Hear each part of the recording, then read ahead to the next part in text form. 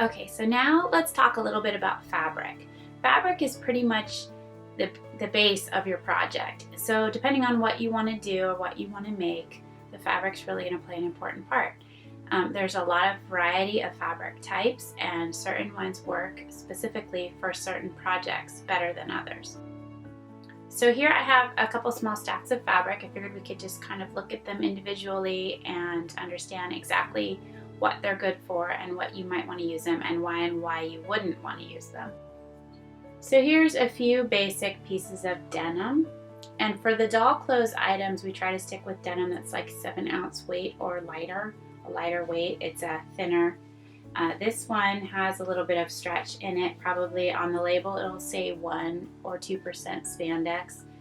And then it has a little bit of stretch, and it's thin, it's flexible. This one is a little bit thicker. It was something that I had gotten that was actually a designer cut from a brand called Theory. So I went, erred on the side of it being a little heavy just because it was interesting.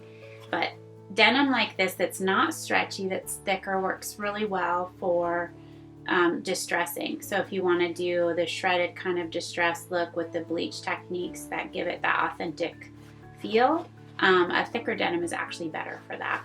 And then these are a few other just kind of fun color denim, which is also the 7-ounce weight neon with a little bit of stretch. And you can find these at a lot of fabric stores and Pixie Packs. We have a lot of these in our Pixie Packs.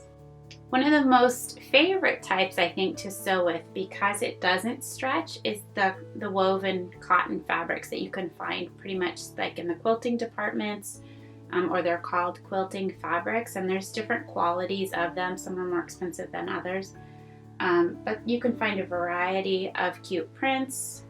This one is actually a piece that we got that was from the Betsy Johnson brand. So this one was a lot of fun. It was cute little detail, small flowers. But this is just a woven cotton. It doesn't stretch.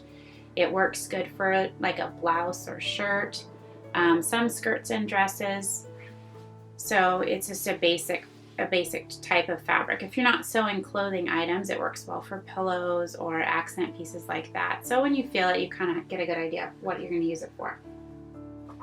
This fabric right here is a little bit lighter weight. It's got a softer drape. It almost feels like rayon. It's probably a rayon blend. So this one is not stretchy either. It would work great for shirts, skirts, dresses, stuff like that, not pants. The woven cotton like this can work fine for pants like the capris or shorts or something like that. It's a little bit heavier than something like this. Then you have your basic knits. This one is actually a very nice, soft, lightweight knit. It's got a little bit of a sheen on it, a little bit of a texture. It's not quite a slub knit, which is what would have like the shirts that you can buy now. They kind of have like the textured lines in them. That's called a slub knit. But the knit fabric would stretch this way and this way. So it's got two-way stretch. Works great for t-shirts. You could use something like this for leggings. A lot of skirts and dresses can be made with a knit fabric as well. So it just takes a little bit of trial and error to understand your machine and sewing on a knit fabric just to be successful. It requires some patience in figuring it out. Hemming and sewing along the bottom edge where there's the most stretch, sometimes the neckline, can be an area that might cause a little bit of frustration if you're a beginner. A t-shirt or a tank top is pretty much one of the easiest items to sew. So I wouldn't stay away from it because you might fear sewing with knits. It's not that hard once you get used to your sewing machine and you take your time and just learn how to kind of gently guide the fabric through. There's some techniques, and we have those built into our patterns that show you things that you can do. There's a trick that people like using a piece of tissue paper under the bottom side when they're sewing with a knit fabric, and it guides it through without allowing it to stretch out too much, and then when you're done, the tissue paper just pulls right off the bottom. So that's a good tip for sewing with a knit. This is called a Burnout, and let's see if we unfold this. As you can see, it's pretty sheer, so I don't know if you can kind of see my hand through there. So this works good for slouchy, those off the shoulder tees, that kind of stuff. It's very contemporary, trendy kind of knit.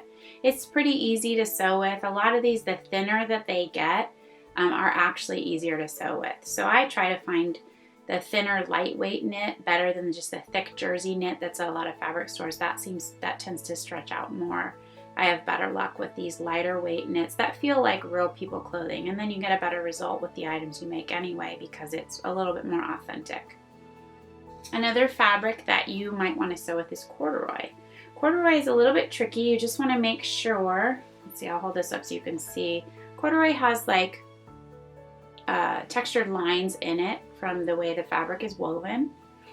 And you have to be very, very particular when you lay your pattern out on a piece of corduroy that your grain lines and the tops and the bottom side of each piece are all going in the same direction. You don't want to cut a pants front this way and then the pants bottom this way so they fit better next to each other on the fabric, because then the look of the fabric is different. It has a little bit different look if you push the weave of the fabric this way or this way. Same with velvet. So you just want to pay special attention to that and make sure that you have your pieces lined up on the fabric properly. But this works great. You can use this for the jeans pattern or something like that. You can make corduroy pants. You can use it for shoes. It's a little bit heavier weight than just a woven cotton. So it works good for a variety of projects. Then there's also the specialty dressy fabrics. This one's a sequined fabric, and you can kind of see this is actually very sheer. Unfold this. It's a sheer sequin, so you can see my hand through there. And it's great for an overlay, like for example, almost the style shirt that I'm wearing. Like if you want to overlay just the front portion of your shirt with a sequin and you have a knit underneath it, or it works great for a bubble skirt or some kind of dress that maybe you wouldn't hem but would be folded or caught in the seams, because this on its own, you really wouldn't want to hem this by itself. It would be hard. And you do have to be careful when you're sewing with this type of fabric that you're just watching where your needle's going and you're using the right kind of needle and sharp enough, because hitting the sequins will dull your needle. It could also break your needle if you happen to hit right at kind of the wrong angle.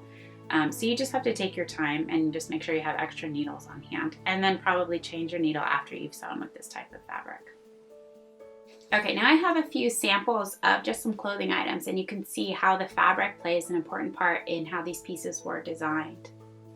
This right here is an example of a leather jacket. Now in this case, which is really important with doll clothes, this is a micro suede or an ultra suede. It's really, really lightweight. It's really flexible, but it has this great look. It looks like leather. So for the dolls, this works really, really well. It gives you the look of what you want, but then at the same time, it holds its shape well, and it's not too stiff because it's not real leather, or even a lot of faux leathers are just too stiff. So this one has a lot of flexibility in it, and at the same time looks authentic. This one right here is an example of a sweater knit. So there's a lot of designs. This one's just a simple hoodie, but it's made from a fabric that looks like it's knitted, like a sweater. So you can buy these on the bolt, and then you can create pieces like this, cute little sweaters, and you don't have to know how to knit. And that's great because I don't knit, so this works out really well for me. So that's some basic information about fabrics.